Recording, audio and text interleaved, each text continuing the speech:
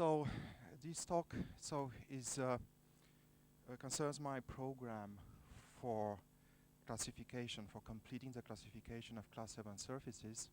And what I would like to point out in this talk is the role of the recent results of Bismut about determinant line bundles in non-Kählerian geometry. So you see, the talk will consist of 3 sections. I begin with this part, which will show in which way the determinant line bundles of Bismut will be used in the role of these new developments in the framework of non-Kählerian geometry. The second chapter is about class 7 surfaces. So these 2 chapters, the 2 sections seems absolutely disjoint. There is no obvious relation between the 2.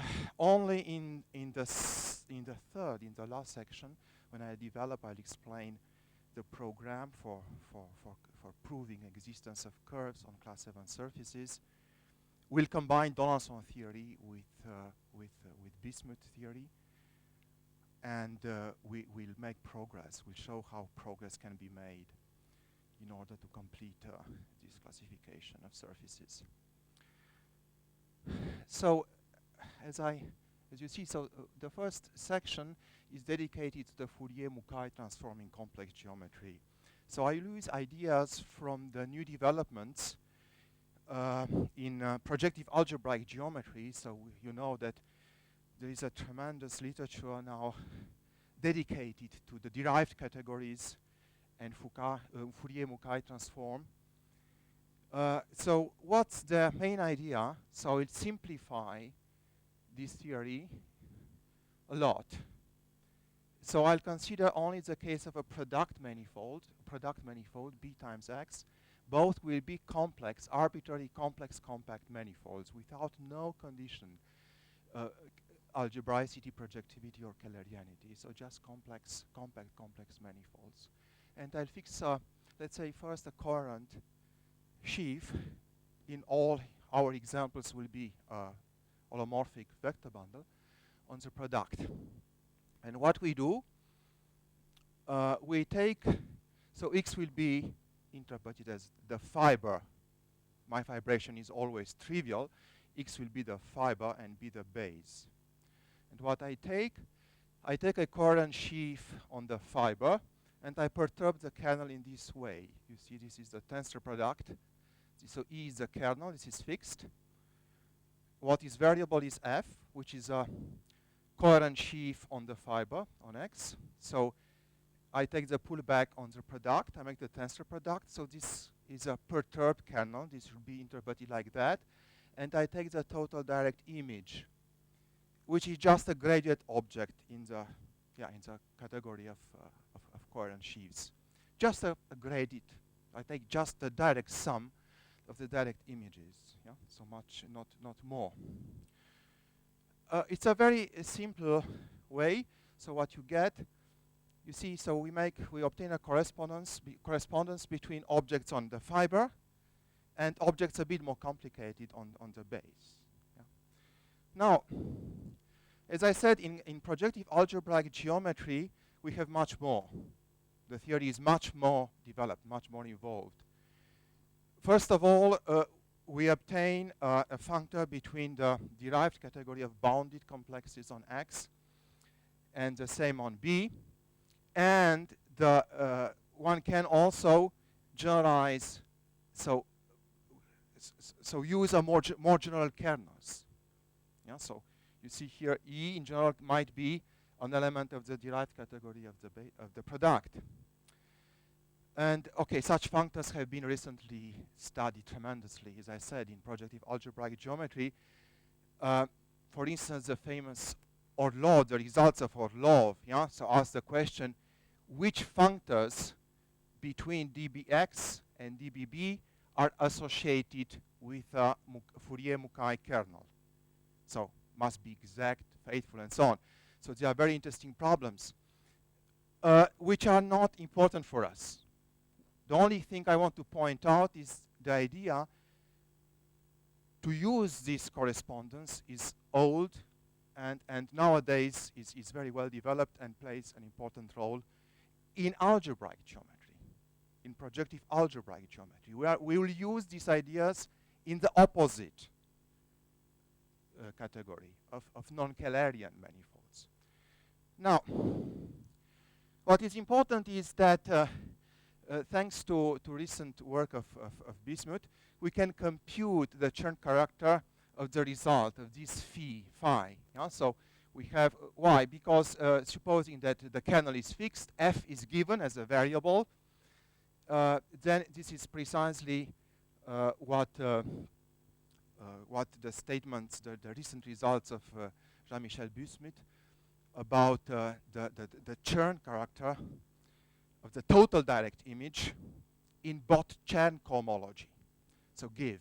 So it's much finer. So as I will see immediately, in non-Kählerian geometry, the Bott-Chern cohomology is substantially finer than the Ram cohomology. So this is a substantial refinement of the classical Grothendieck-Riemann-Roch theorem. Okay, so now for us will be important a much simpler correspondence. We'll compose this phi, this functor, with the determinant, with the determinant line bundle functor lambda. So here this lambda is also used in the work of Bismut. However, the family appears as an index. I used, just for pedagogical reasons, to put it here in brackets like that, because sometimes the indices are not easily seen on the screen. So this is the only difference. So if not, I respected the standard notations for this determinant line bundle. So what is the idea? Why I need this? For me, X, the fiber, will be a known manifold. For instance, later will be a class 7 surface. And B will be a component of a moduli space of bundles, will be unknown. Yeah? But we'll have a kernel. In our case, it will be a universal bundle in the sense of theory of vector bundles. So this delta E should be regarded as a tool for constructing line bundles on the unknown manifold B using covariant sheaves on the known fiber X. This is what we do. So imagine that we have a moduli space we want to understand, or a component of a moduli space of bundles. This will be our B. And at least what we get with this method is line bundles, line bundles. So we vary F on X, which is known, is the base manifold, use this construction, and we obtain line bundles on the unknown manifold B, on this component of the moduli space. So this idea is very natural. It's very simple. Okay. Now we make our construction even easier. We'll perturb the kernel only with line bundles on X. So you see, now, instead of F, we make everything easier and easier. Why? Because in this way, we get a holomorphic map between peak X and peak B. Yeah, just holomorphic. This is the only thing we know. One can prove easily that it's holomorphic. Yeah, we'll see immediately. So what are peak X and peak B? There are a billion complex groups. But there are, the connected component of identity, peak naught, we are used with a peak naught, which is a torus from algebraic geometry, from Kähler geometry. In non-Kählerian geometry, it's not the case. So we'll see immediately that peak naught might be a C star, so non-compact. So this is a serious problem. What can be said about this holomorphic map? If pick X is not compact, pick not, let's say just pick not. We might, for instance, a priori, we might have a map, holomorphic map, with dense image in pick B. So it's a serious question. Now, we go further. So this just classical complex geometry, precisely what I've told you. Pick is a well understood object on compact complex manifolds in general, in the sense that pick X fits in this well-known short exact sequence. On the right we see the discrete part, the so-called Néron-Severi group, which is a subgroup of H2. And pick naught is the connected component of the identity. The identity is the isomorphic class of the trivial line bundle. Of course, so here I wrote down the precise definitions of all the object appearing this. This is a very important statement. So what is Néron-Severi? We just take the subgroup of H2XZ of classes of type 1, 1. So this means which in the Ram cohomology are represented by closed 1, 1 forms. The definition is the same for on Kählerian or non-Kählerian manifolds. And pick naught is connected, so it's just the connected component of identity. And you see immediately here I mentioned an example on a class 7 surface. This is the warning I already mentioned. Pick naught is C star, so it's not compact. So this is my first Beamer presentation. So this is a beginner presentation. So I'm sorry. So I have the impression that my frames are too dense. So that's why I'll stop and try to explain things carefully and slowly.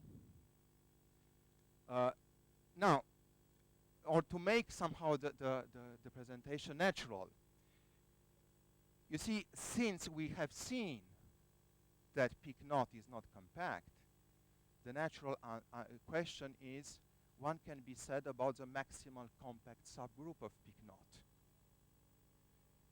Well, the maximal compact subgroup of pick naught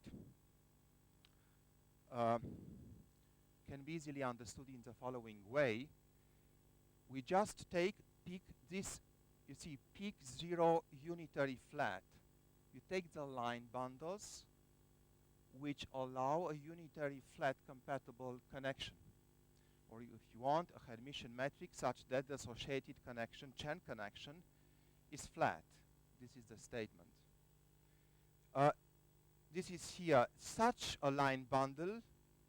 So the Chern class, it's not necessarily trivial. Its Chern class is torsion in general.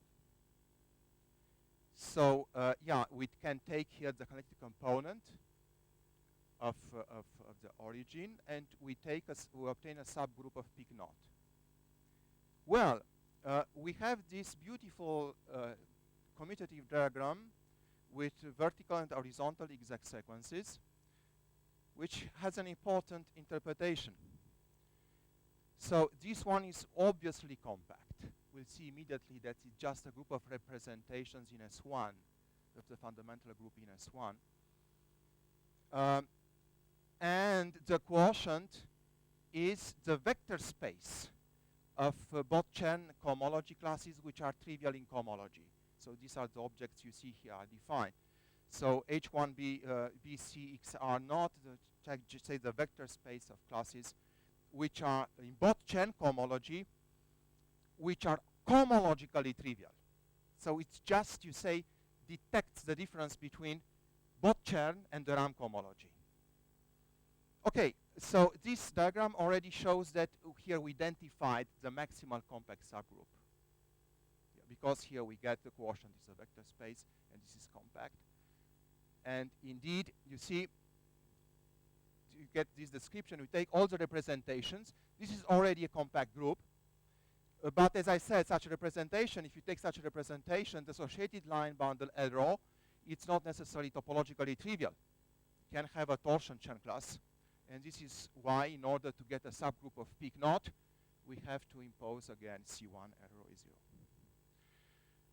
Now, so the real algebra of this compact connected, maximal compact subgroup of peak naught is very simple. Yeah, one can see. This is just I H1 of XR. This is a correct identification with the imaginary the imaginary cohomology of one cohomology of X. You see, in fact, the statement that here we have an injection is a monomorphism is not so easy. It's not so easy. One can prove this using Kobayashi-Chin correspondence for line bundles. I will come later to this point. But even at the infinitesimal level, the fact that this imaginary one cohomology maps injectively in H1XO, this is not obvious for arbitrary compact complex manifolds. Yeah? So we need a proof. Now, I recalled the theory of Gauduchon degree, a metric on a Hermitian metric on a complex manifold is called Gauduchon if this identity holds. So if omega gn minus 1 is DDC closed. This is a very important condition because using such a metric one can define in a coherent way a degree map. The degree map associated to G and is defined in the following way. We take a holomorphic line bundle, L. We choose a Hermitian metric on it, and we form the Chern form. This Chern form, of course, depends on H, but up to a DD bar exact form. And omega gn minus 1 being DDC closed, we see that this integral here, using Stokes' formula, is well defined. So we get a well-defined morphism of Lie groups from peak to R. This is the Gauduchon degree.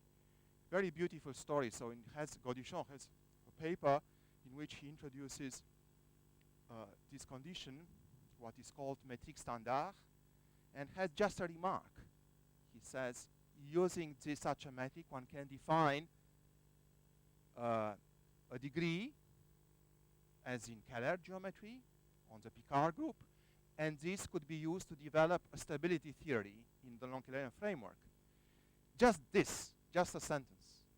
And then Danson, took this idea and offered to Buchtal, to Nicolas Buchtal, as a PhD subject, I think, to extend the Kobayashi-Chin correspondence to non-Kähler geometry, and in this way the stability theory for holomorphic vector bundles had been developed in non-Kählerian framework.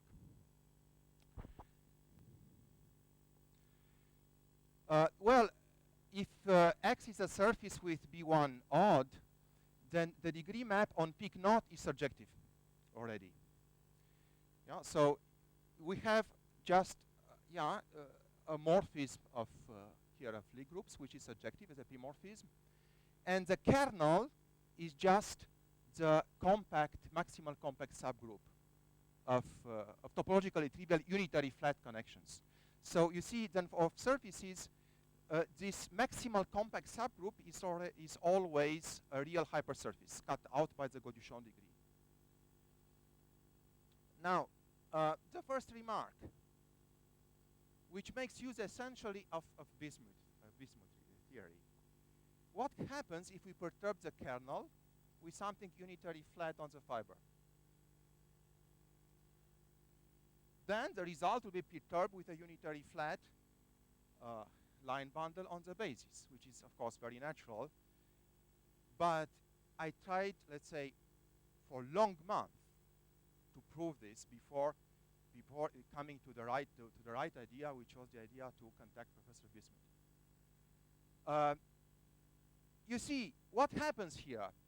If we perturb, you can perturb even with a very simple line bundle. For instance, a square root of the trivial line bundle. So a trivial bundle, in fact, which is defined by representation in Zn. as a subgroup of S1. See? How but this very simple perturbation might change dramatically the direct images. The direct images can jump dramatically. So you cannot compare directly the determinant line bundles. However, what Bismut proves, I mean, what happens now if you make this such a perturbation, then the curvature and the Chern forms of the new kernel will be the same. And the Bismut formula gives you the curvature of the Kählerian metric on the determinant line bundle. And after perturbation, you'll obtain the same result. So now if you compare the two line bundles before and after the perturbation, the difference will be a flat line bundle, unitary flat line bundle. Because, I mean, the curvature of the two is the same. So this is a very easy consequence of Bismut formula for the determinant line bundle in non-Kählerian geometry. Yeah, but we need the curvature, not just the Bott-Chern class. Computer linearization. Computer linearization of the map between peak. But what I want to do is to restrict to unitary flat. I'm very modest. I restrict my correspondence between the two peaks. You see, just I perturb here, as you see, just with unitary flat. Very, very modest ambition. Yeah, and I want, I obtain a morphism between these compact Lie groups of representations, and the Lie algebras are known. Yeah? One cohomology, and I want the linearization of my map. And, well, the result is the following. So the question is, what can be said about this linearization? Does it have, for instance, topological character? What happens if I perturb the kernel with this linearization, if I perturb the kernel with a line bundle on X? And the result is the following. We have a variation formula, which probably holds without this condition, but for the moment I cannot prove that, which is a very simple thing. You see, this is a formula of the standard type occurring in the theory of the determinant line bundles. Here we just take this one, this time, so you see for the first time you need odd cohomology classes. So, yeah, we make this product, and we make push forward, yeah, on the base, and the one component. My idea was to give you, explain you a proof of this theorem, but now I see that I'm slowly out of time. So I'll give you, anyway, the conclusion is that LE is determined by the Chern classes of E, so has a topology, as I said. Now, of course, so as I said here, my plan was to explain you the proof. I give you only in one sentence what is the idea. The idea is to enlarge the base, to use somehow let the line bundle in the Bismut formula for the determinant line bundle. And what I do that, I multiply the base and of course the total space 2 with peak naught X. And I also modify the kernel. How? With a pullback of the Poincaré line bundle on peak naught X. I take a Poincaré line bundle on peak naught times X, and I make this tensor product. And I apply Bismut formula for the curvature of the determinant line bundle to this new kernel on this new product, trivial vibration. And the point is that the velocity, so I get a family of connections, and the idea is that the variation of the connection form can be recovered from the curvature on the product, on the new base. The new base is this time. So I get an explicit formula for the curvature of the determinant line on this product, and the variation of my connections appears as a mixed component of the QNet decomposition of the curvature on this product. Anyway, so it's not difficult. I will skip this. the proof. Of course, I can give you the details. They are written down. What is interesting maybe to be mentioned that another approach would be to prove first the Grothendieck-Riemann-Roch formula in a finer cohomology, in the linear cohomology. This is an approach followed by my colleague, Julien Griveaux. Why this would be a good idea, an interesting idea? Because let's say the cohomology, the two cohomology in the linear, theory, is just peak. This means that computing C1 in the linear cohomology means computing the line bundle itself as a holomorphic line bundle. So the idea would be first to prove such a theorem in the linear cohomology, then we'll get an explicit formula for the determinant line bundle itself up to isomorphy, and then to differentiate.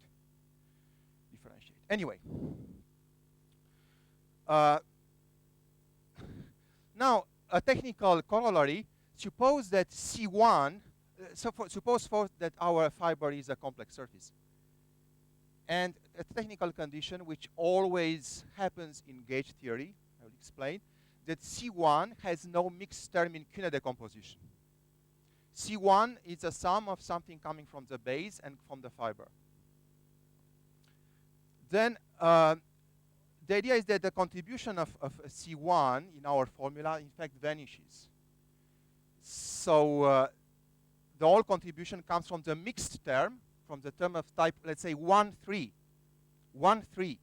with respect to our decomposition of C2 of E, but then this with a let's say with a small easy manipulation of Chen classes, one comes to C2 of this and not is our endomorphism, trace-free endomorphism of E.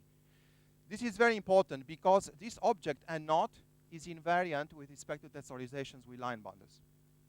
So in particular, you see what happens. This variation is the same. If I perturb the kernel with something with a line bundle coming from the fiber, the linearization will be the same. So this is an interesting case where the linearization does not change. It's the same. If I perturb the kernel with an arbitrary holomorphic line bundle from X of any Chern class. Because in this formula, as I said, the and not is an object which is invariant with respect to tensorizing with line bundles. What is interesting here is that this expression is the Donaldson class. So the Donaldson class. So we obtain an interesting interpretation of the Donaldson class associated to a three homology class on X. Yeah, so our U is a 1 cohomology class. It's Poincaré dual. It's a 3 homology class on X. And you obtain an interesting interpretation of this Donaldson class. This is the mu class I think I mentioned. Yes, the Donaldson, what is important in Donaldson theory are these mu classes on moduli spaces of instantons. And what we obtain here, it's precisely such a mu class. Of course, in the case when B is a moduli space of instanton. An interesting application, suppose that we are in a situation where, so X again is a surface, and we have, in our family has a very interesting particularity. You see that if you compute the cohomology for index for degree 0, 1, and 2 on the fibers, you obtain always 0. This happens in my theory. Well, the obvious consequence is that the associated determinant line bundle is trivial. But using all this story, I explained to you all these results, one can prove much more. Then the linearization, that this determinant, this map from peak X to peak B, I defined, this delta E, is locally constant on whole peak. So it's constant on every connected component of peak C. And why? Instead of showing you the following frames, I will explain you in several sentences. and will be much easier to understand, I think, and to realize that's a very easy statement. Look, I mean, cohomology is semi-continuous. Yeah. This means that if I perturb E with something in peak naught close to the trivial line bundle, this will remain true, yeah, in a sufficiently small neighborhood of the trivial line bundle. But then the variation, the linearization map associated to E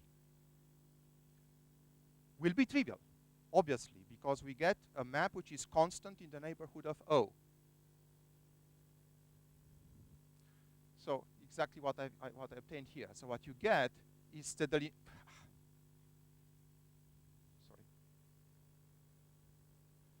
linearization associated to E is 0. Yeah, just by performing small deformations, perturbing the kernel with line bundles in peak naught close to the trivial line bundle.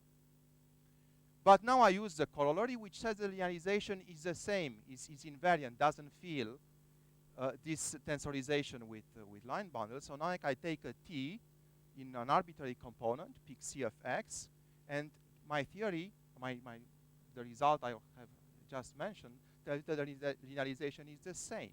So will be 0.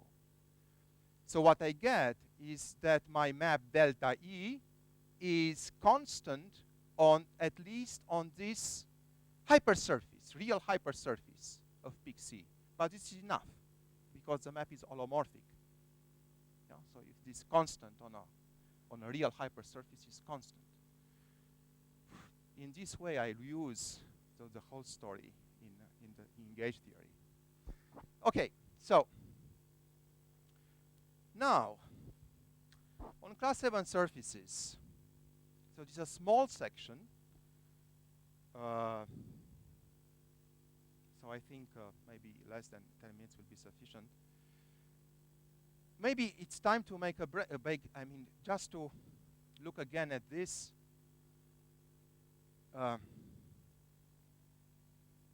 Because in this way, I will use later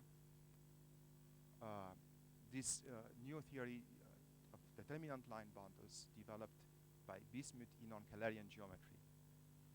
What we have a kernel on a product. And what we know is that fiber-wise, all the cohomology, the 3 cohomologies in degree 0, 1, and 2 vanish. So the obvious consequence is that the associated line bundle is trivial. But using all the arguments I showed you, one obtains much more. One obtains the fact that the map associated to this kernel between peak of the fiber and peak of the base is locally constant. And what was the argument? It was very easy. Using semi-continuity of these HIs, I showed that perturbing E with elements in peak naught first, these relations will hold true, will remain true.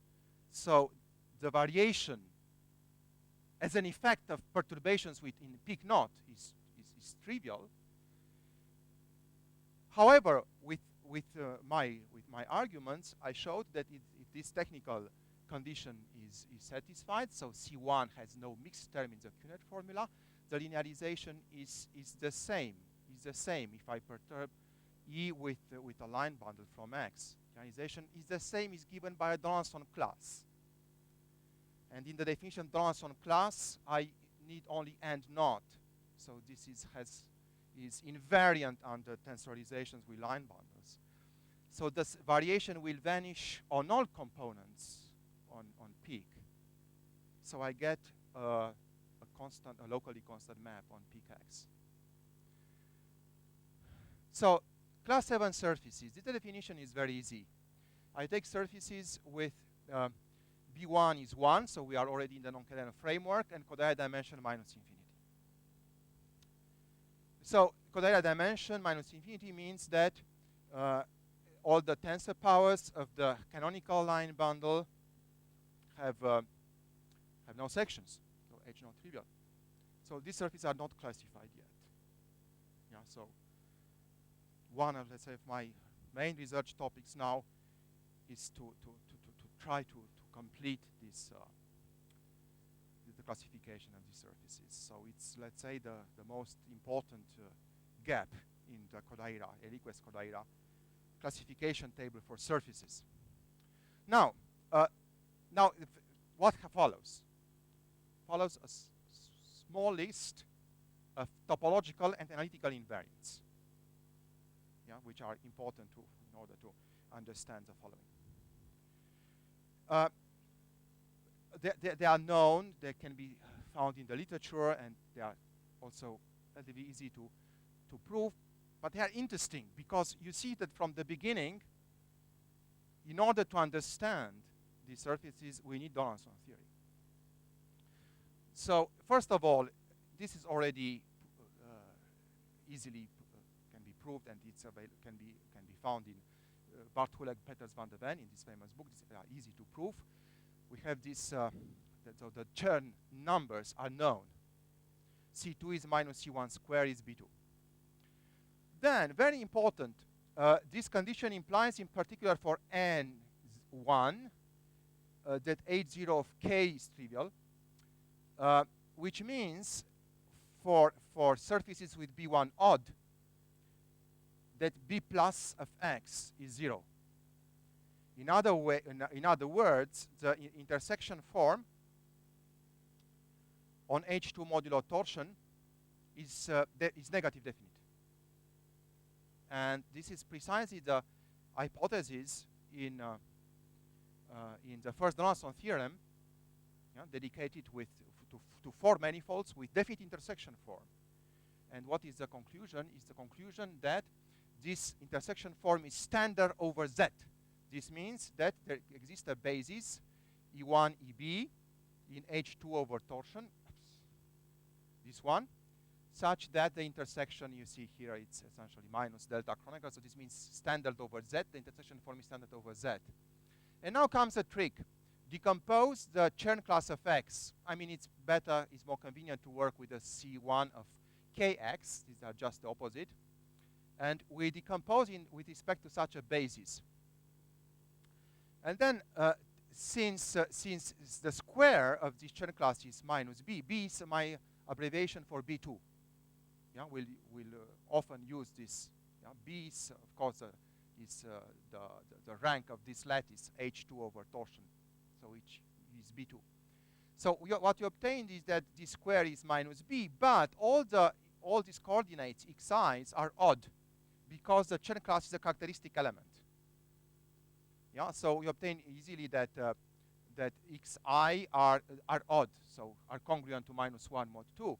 So what the conclusion is that all xi are plus minus 1. This is the only possibility.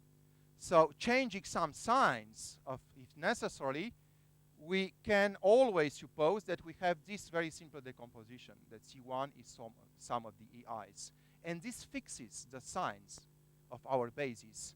So we have only one such a base up to permutation now. So this choice fixes also the signs of the EIs. Such a basis will be called the Donaldson basis. So you see, so basis which is standard, so satisfying this and satisfying this, is unique up to permutation and will be called Donaldson basis. Analytic invariance. So we know that for class 7 surfaces, the Néron-Severi condition is superfluous. So Néron-Severi is H2. And you obtain easily H1 of XO is 1, this irregularity Q. And peak naught is C star. Moreover, we have a canonical identification between peak naught and C star. I cannot explain why. I can, of course I can, but I don't have the time. So what I mean, a priori there are two. You see, because we might compose with the inversion in C star. However, there is a way to fix the correct generator. So if we let if you denote L zeta, the line bundle associated to a complex number zeta here, then the condition degree is given by this very simple formula. You see, and what you see immediately is that the level sets of the degree map is a circle, yeah, are circles on every component of peak, in fact. The maximal is S1, the maximal complex subgroup is S1, of course. And also you see the quotient. The quotient is isomorphic to R, and we know already that this quotient is isomorphic with the space, with the vector space in both Chen cohomology, of both Chen cohomology classes, which are cohomologically trivial. And we see, you see, maybe the simplest examples which points out the difference between both Chern and the Ram cohomology. So these lines, so the degree, in fact, the condition degree detects the both Chern cohomology classes which are cohomologically trivial. Classification for B2 is 0 is known. So here I wrote the definition of Hopf surfaces. So Hopf surface is a complex surface whose universal cover is C2 minus 0. And the simplest Hopf surfaces are primary Hopf surfaces, which are defined as the quotient of the punctured plane by a cyclic group, generated by a contraction. Yeah, we might, for instance, you can take a linear contraction with weights, with two weights of absolute value less than 1. Yeah, you obtain a linear contraction, you factorize the punctured plane by this, and you obtain the simplest Hopf surface. So primary Hopf surface is the quotient of the punctured plane by a cyclic group. And this cyclic group is generated by a contraction which is already algebraic. Yes? In the simplest case is linear. We also have Inoue surfaces that are more complicated. They are quotients of C times H, where H is the upper plane. Yeah, here I advance fast because this is classical theory, and we have this theorem which classifies the class 7 surfaces for B2 is 0. This is, I mean, quoted in the literature as Bogomolov theorem because Bogomolov in the 70s stated this fact, apparently with an incomplete proof. But anyway, now we have different proofs. I gave one in my thesis, probably the first which is complete anyway. So anyway, it's certain. Any in this, any class 7 surface with B2 is 0 is either Hopf or Inoue. So it remains to describe what is left. We are interested in minimal classes with B2 positive. Well, we have examples. And these are Kato surfaces. A Kato surface, first of all, here I defined what a spherical shell means. A spherical shell in a complex surface is just an open set which is biolomorphic to a standard neighborhood of S3 in C2. So the name tells you everything, a spherical shell. And the spherical shell is called global if it doesn't separate your surface. So if the complement is connected. We are not interested in spherical shells in neighborhood of a point, for instance. Well, a Kato surface is a surface with, by definition, which contains a GSS, so global spherical shell. And they are well understood. They are well understood. We have a construction method. We can classify them. We can even speak about moduli and describe moduli of Kato surfaces. So because what I've told you, the Kato surface should be regarded as the known surfaces. And so the following conjecture would solve the classification problem for class 7 surfaces. Any surface, what we hoped is a conjecture by Nakamura, any surface which is minimal and has positive B2 is a Kato surface. Yeah, this is, so Nakamura stated that as a way to admit that we reached a deadlock. So the construction methods known were exhausted, but there was no other motivation for this conjecture, as he says. What we know about Kato surfaces is that a cutoff surface is the generation of a one-parameter family of blown-up Hopf surfaces. So they have the same diffeomorphism type, this one. So if the conjecture is true, we have only one diffeomorphism type of minimal surfaces with B2 positive and one deformation equivalence type. So the conjecture is very strong, has very strong implications. Any cutoff surface has exactly B2 rational curves and contains a cycle of rational curves. So by cycle of rational curves,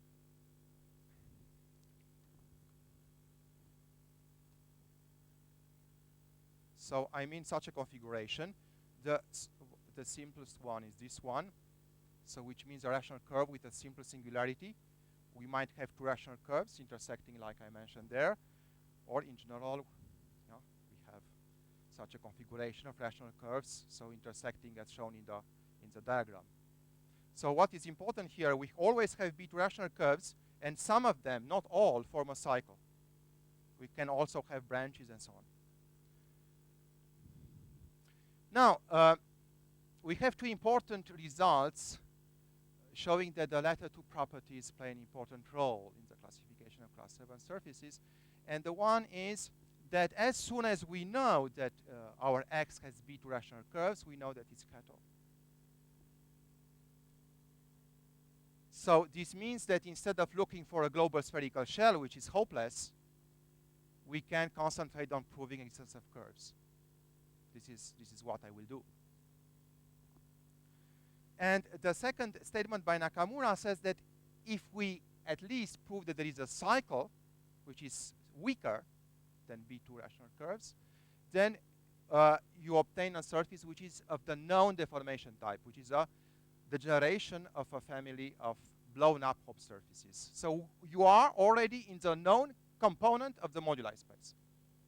The component which contains both blown-up Hopf, primary Hopf, and cutoff. So we have two conjectures now. So the first one is just a modification of GSS.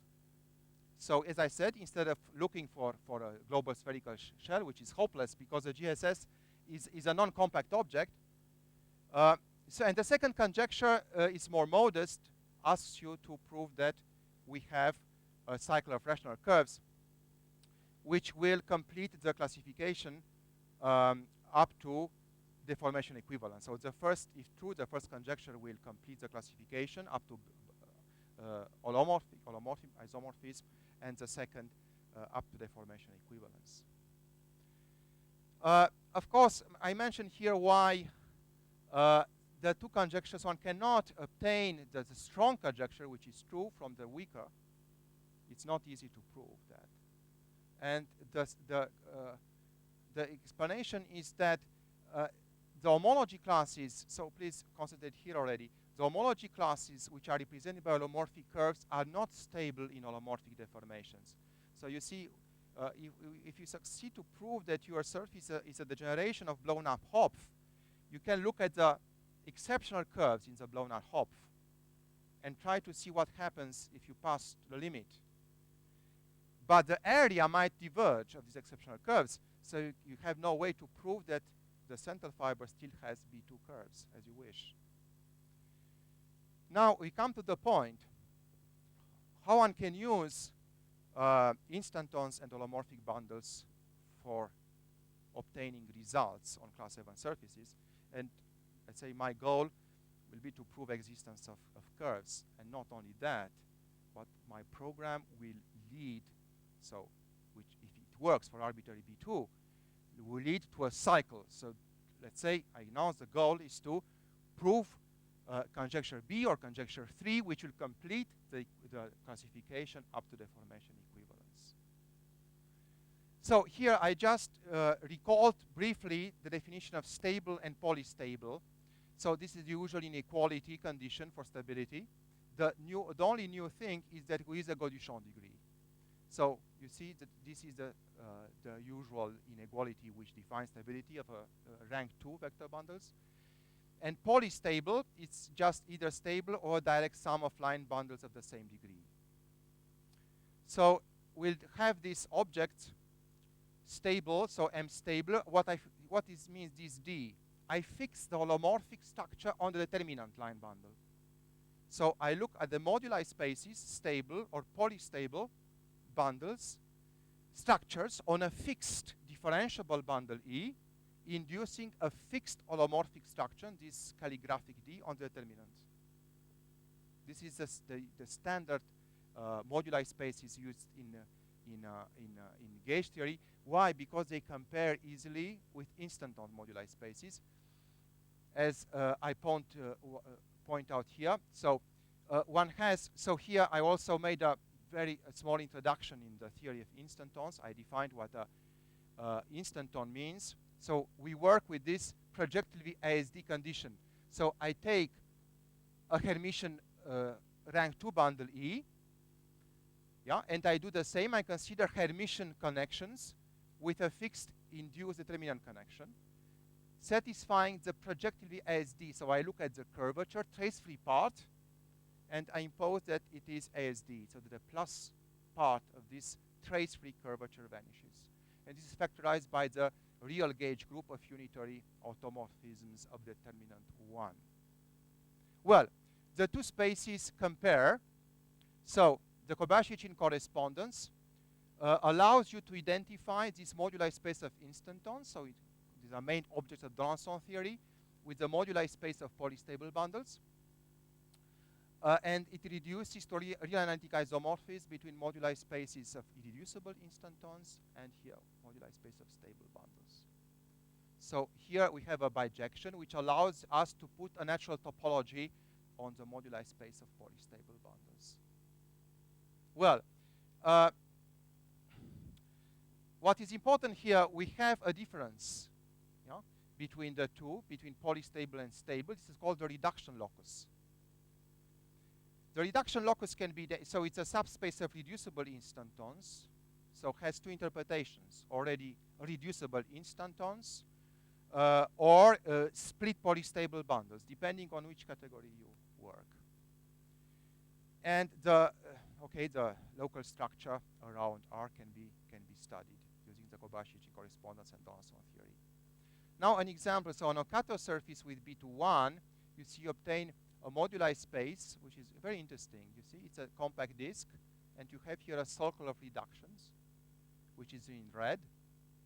More interesting, on a Kato surface with B2 is 2, choosing in a convenient way our bundles, you get a sphere S4. We see we are quite, let's say, far away of the complex category. And what's the explanation? This sphere S4 contains two circles of reductions, yeah, and the complement, which is a moduli space of stable bundles, has a natural complex structure. Yeah, this complex structure extends across one circle, but not along the other one.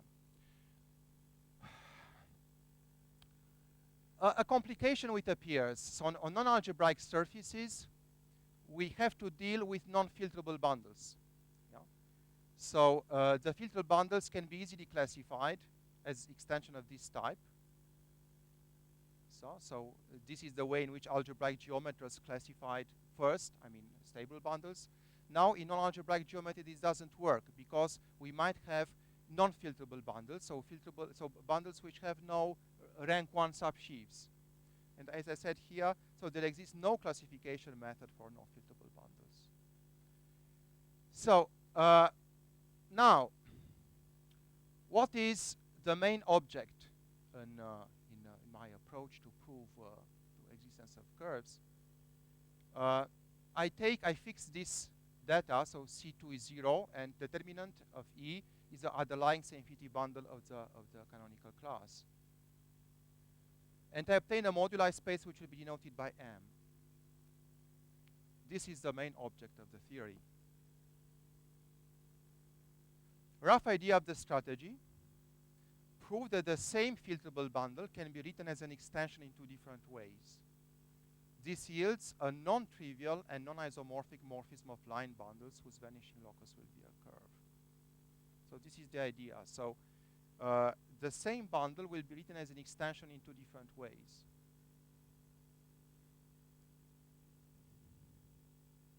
Now we have a list of properties here. M is compact, so this moduli space is always compact. I will not enter into detail here, but it's a very important thing. What we also know is that the stable part, so away of the reductions, we have a smooth b-dimensional complex manifold. And the reduction consists of a disjoint union of circles, which you can count.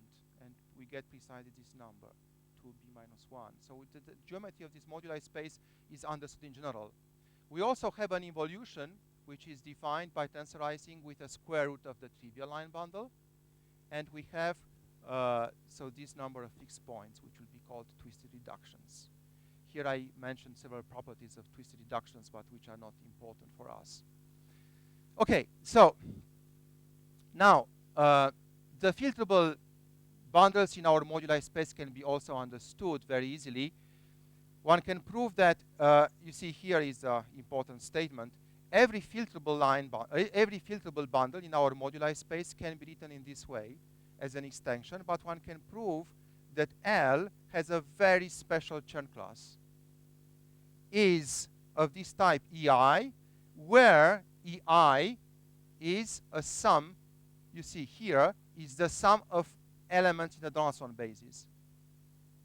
So in this way, you get a filtration, of stratification of the filterable part. So the filterable part splits in this as union of this strata M stable I for every index subset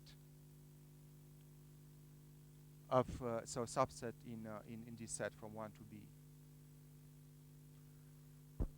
So a crucial role. I'm afraid I'm out of time. Okay, so yeah, I'm afraid I'm out of time. So what is the point? Here we have a very important extension, which I called the canonical extension. This is the extension A. And one can prove that it is stable. And the idea of the proof now, so I skipped, so these are known results. So this is the statement I announced. Yeah? So a minimal class 7 surface with B2 in this range has a cycle. So the first two cases have been published. So these are known papers. So I try now to explain very briefly the case B2 is 1 and B2 is 2, which makes use of Bismut results. However, it's a very ambitious project for the 4 minutes I'm left. So I'll do what I can.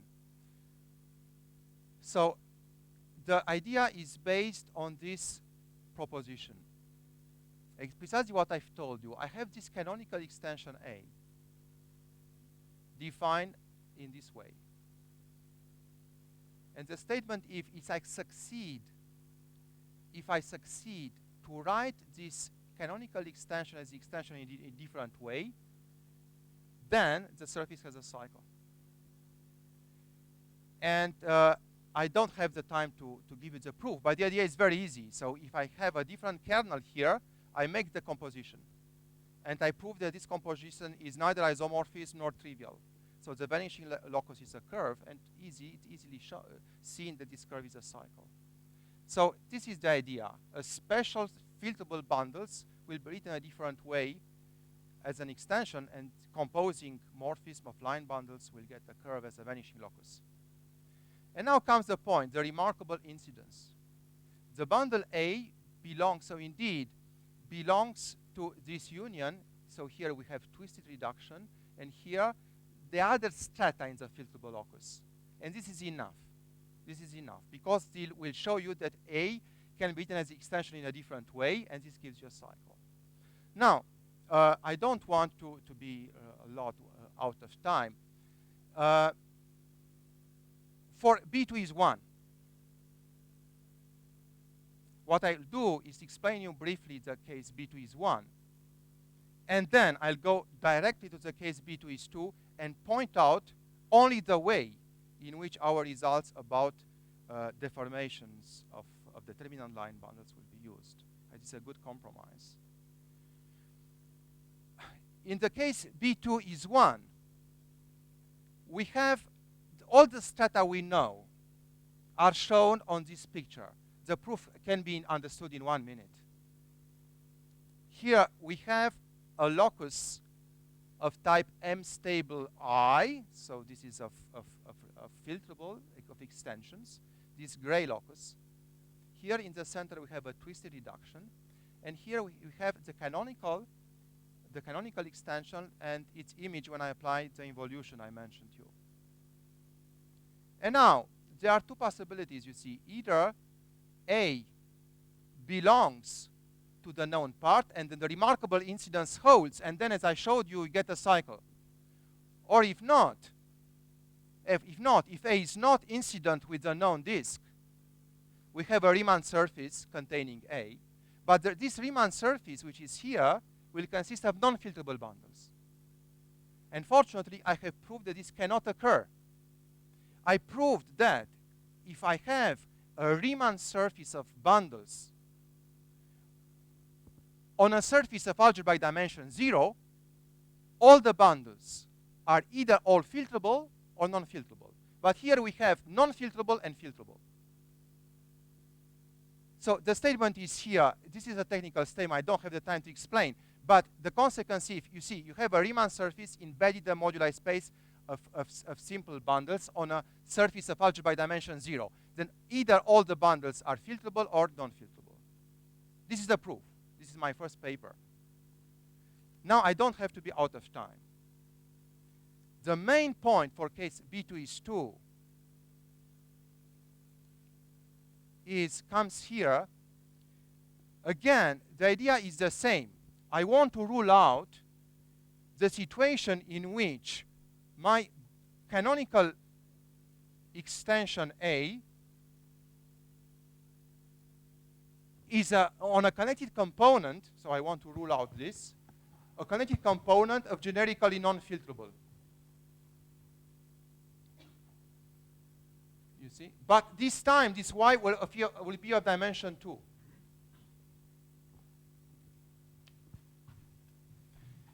Well, the point is I obtained a kernel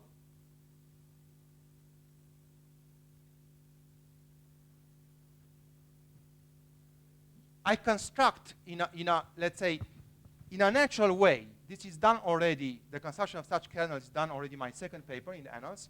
I construct a kernel on the product. I suppose that such a component exists. So again, a component which contains generically filterable bundles and also the canonical extension A. And I applied the known results about the determinant line bundle proved using Bismut theory. And the idea is to compute H1 using Leray spectral sequences associated to the projection to the two projections. I compute H1 of this kernel. And projecting on Y, I get a space H1 of dimension 1. And projecting on X, I get that H1 has dimension 0. But the main technical part, the main technical part in the proof, is that a certain line bundle, this one,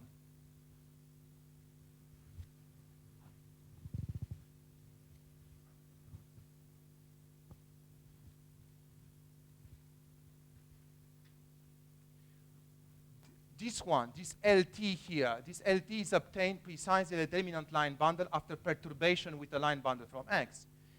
Up to isomorphism is independent of T. This is precisely a consequence of the main theorem of the first section. And so here are the computation of the Leray spectral sequences. So here is the main part. I use spectral sequences projective on X. I can prove that this sheaf is 0. And now comes the point. R1 is obtained as a product of this type, where T is a line bundle from X. LT is independent of T, up to isomorphism. And then I can prove easily that this has no H0 for T chosen in a convenient way. And how? I let here T varies in a copy of C star. And I can make the degree of T arbitrarily negative. So in this moment, the whole sheaf will be a sheaf with negative defined curvature. because this does not depend on T, thanks to the main statement of the first section, which is based on Bismut results. So again, here I can make T with a curvature arbitrarily negative. So I use a Hermitian-Einstein connection here, which has arbitrarily negative Einstein constant. Here is independent of T, so I obtained that this H0 is trivial. H0 of this is trivial. This sheaf is already trivial, so I get a contradiction. So the same sheaf has, I look at the H1 of it, and projecting on Y, I get dimension 1. Projecting on X, I get dimension 0. It's a contradiction. So such a component cannot occur. So this means that A can be written as an extension in a different way. This remarkable incidence holds, so there is a cycle. So I'm very sorry for being out of time, but I wanted to come to this point where the results of Bismut are shown. Thank you for your attention.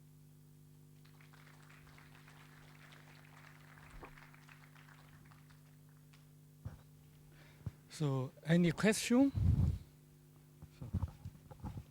Yeah, so you essentially apply the Riemann-Roch-Grothendieck theorem in the case where the fiber is a surface, right? I mean, that's in what relative dimension you apply it?